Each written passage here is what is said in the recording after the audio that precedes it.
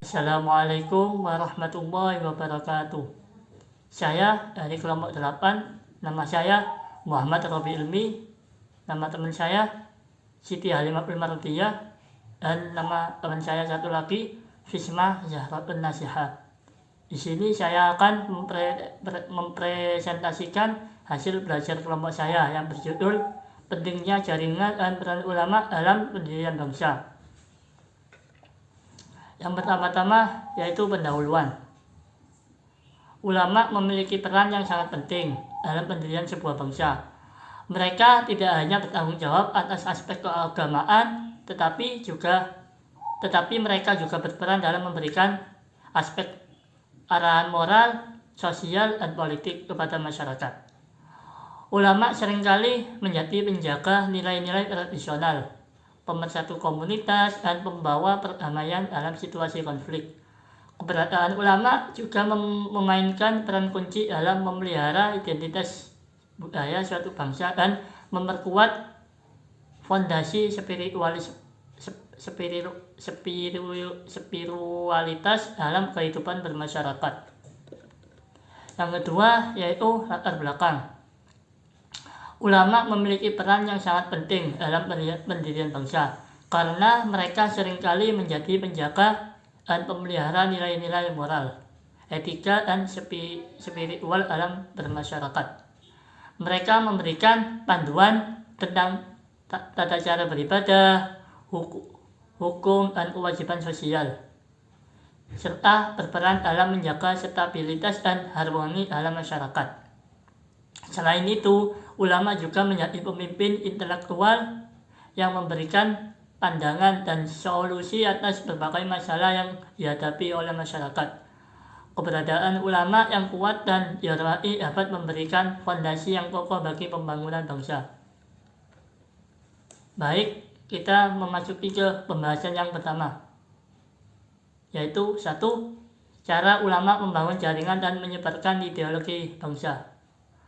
Ulama mengembangkan nasionalisme yang bersifat kultural, yaitu nasionalisme yang menghargai perbedaan agama, tradisi, dan warisan budaya yang ada di daerah Indonesia. Nasionalisme kultural memiliki tujuan untuk membendung ancaman dari luar bangsa, mempererat persatuan dan kesatuan tanpa membedakan agama, suku, adat istiadat, dan ras. Membangun sebuah organisasi seperti gerakan Islamis dalam bidang politik kenegaraan untuk menerapkan syariat Islam ke negara dan peraturan undang-undang melalui jalur politik dengan mengikuti legal formal. Dalam politik kenegaraan melalui pembentukan partai politik formal atau kelompok menekan mempengaruhi kebijakan negara. Baik, pembahasan yang kedua dilanjutkan oleh teman saya.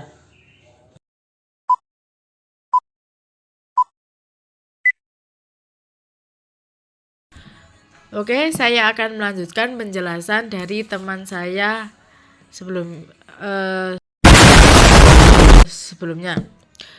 yaitu Robi Ilmi. Oke, yang kedua, peran ulama dalam pendirian bangsa. Peran ulama dalam masa akan datang khususnya bagi pendirian bangsa, yaitu dengan memberikan solusi tentang masalah atau isu-isu antar umat beragama seperti terorisme, demokrasi, kesehatan gender, dan lain sebagainya. Tujuan utama itu tetap untuk menyatukan dan merajut persatuan, mencegah potensi perpecahan bangsa. Dan di dalam umat beragama itu harus ada harmonisasi yang diwujudkan dan dipertahankan. Karena Islam di Indonesia itu berbeda dengan Islam yang berada di Timur Tengah. Negara Indonesia itu termasuk negara yang tidak mau memiliki konflik yang mengatasnamakan agama. Karena agama di dalam Indonesia itu tidak hanya Islam, tetapi agama lain juga diakui oleh negara Indonesia seperti agama Hindu, Buddha, Kristen, dan agama lain sebagainya. Nah, salah satu cara agar terbentuknya harmonisasi antar umat itu bisa melakukan dialog antar umat beragama. Nah, dialog tersebut menuntut setiap pihak untuk kebebasan dalam memilih agama. Kan setiap orang berhak ya untuk memilih agama, kayak dia itu ingin beragama Islam, Hindu, Kristen atau apa itu terserah. Dengan adanya dialog tersebut membiarkan setiap orang itu untuk mengamalkan hak keyakinannya masing-masing, menghormati, cinta dalam tingkatan antar pemeluk agama, juga semakin mudah untuk berkomunikasi, membantu meningkatkan kerjasama untuk membangun negeri. Nah, seperti Indonesia kan mempunyai banyak suku, adat, budaya. Nah, dalam dialog kan itu salah satunya kan ada yang untuk mudah untuk berkomunikasi. Nah, maksudnya mudah berkomunikasi kan berarti kan dialog ya. Berarti kita itu saling berinteraksi gitu, kayak membahas tentang agama atau tentang kemajuan Indonesia atau gimana.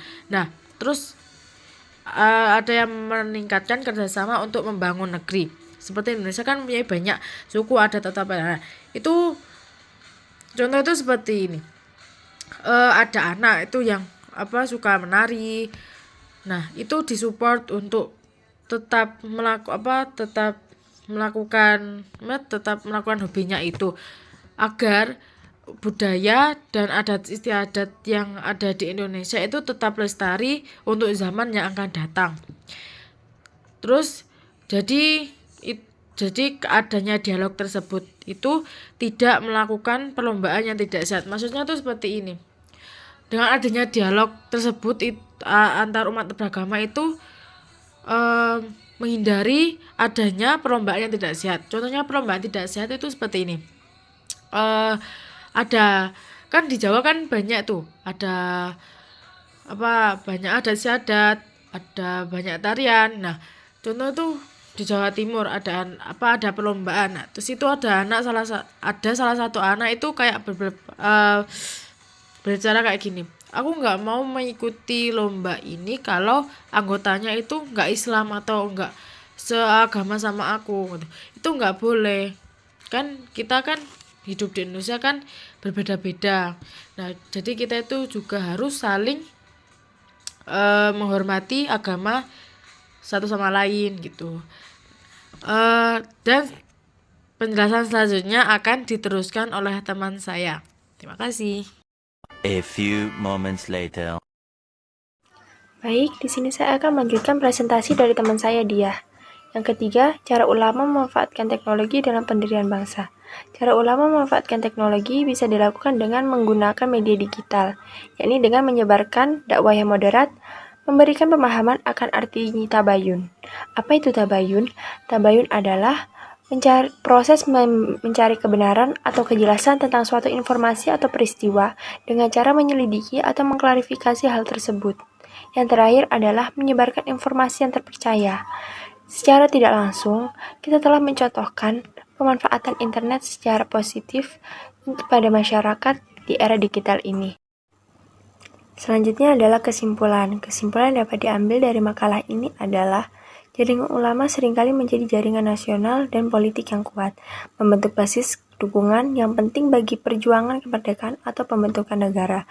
Mereka juga menyebarkan ide-ide nasionalis, membangun kesadaran akan identitas nasional, bahkan memberikan teologi yang mendukung perlawanan terhadap penjajah atau rezim yang tidak sah.